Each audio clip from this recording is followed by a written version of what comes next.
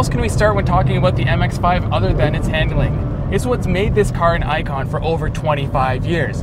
It's one of the few vehicles that seems to know what you want to do before you even realize it.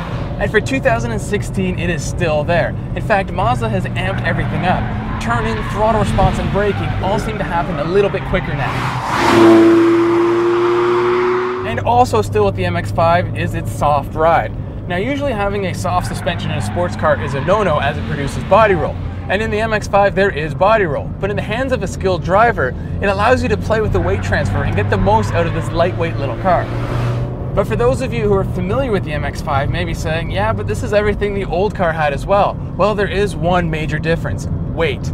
Weighing in at 2,332 pounds, the new MX-5 is some 261 pounds lighter than the 2015 Grand Touring we have here to test against it. Both cars wear the exact same tires, have similar sized brakes, and wear upgraded Bilstein shocks. But after a few laps around the AutoGuide test track, there was a huge difference between the two cars. Now, we assumed the new 2016 would be faster, but not this much faster. It clocked a lap 3 seconds faster than the 2015 model. On a circuit that only registers about 1.5 minute lap times, that's a big difference. Alright, I know what you're thinking. The new car is faster on the track, but is the thrill gone? After all, for 2016, it now has electric power assist steering. And I must say, that is probably the weakest part of the new car. It just can't compete with the old hydraulic system in the 2015. It's not to say the new system doesn't steer that well or is lacking feel, it's just the old car is so good and it just tells you everything the car is doing that it's really hard for the new electric system to compete. Regardless of the steering, everything else about the new car feels a little more sharp. The old car is heavier and you can feel it. And despite the engine having more power, it doesn't rev as freely and speed is slower to build in the 2015 MX-5. Now, the engine does sound a little better thanks to the intake resonator, but the exhaust note in the new car is a nicer sound.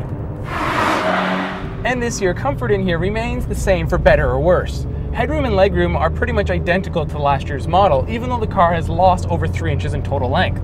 The sacrifices have been made in terms of storage space. The trunk is smaller, and inside here there's no glove box and there's no door pockets like in the old car.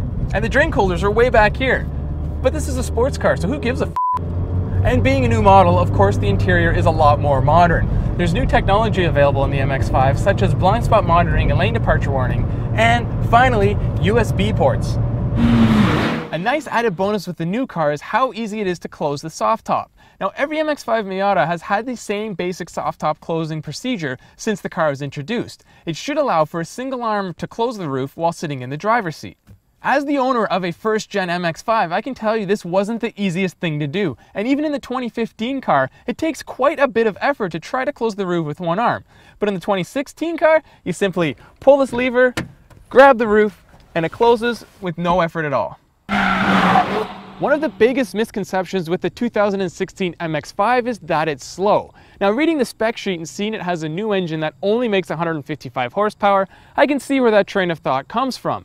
However, it is really quick. The old car made 167 horsepower, but rest assured, the new MX-5 is the fastest Miata ever made. Yes, even faster than the turbocharged Mazda Speed version.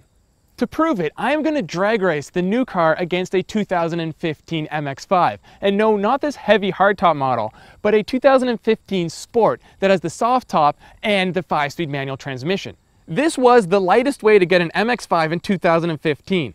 Tipping the scales at 2,480 pounds, it features a 14.85 pound per horsepower power to weight ratio. That is better than the new car's 15.05 ratio. So, am I crazy, or will the new car actually outrun the old one? There's only one way to find out. Let's race.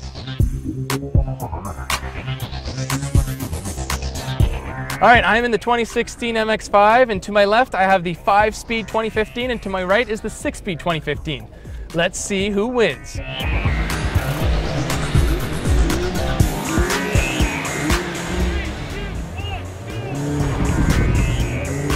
A little bit of wheel slip off the line, and I'm a little bit behind the 6-speed, but now I'm just powering right past him, and the 5-speed's nowhere to be seen. I don't think he's got a good launch, but this car just powers away from the old one.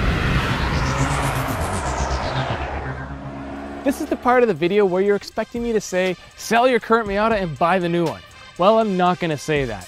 What I'm really going to say to all you first, second, and third generation MX-5 owners is keep your car and buy the new one. Because what's better than one Miata?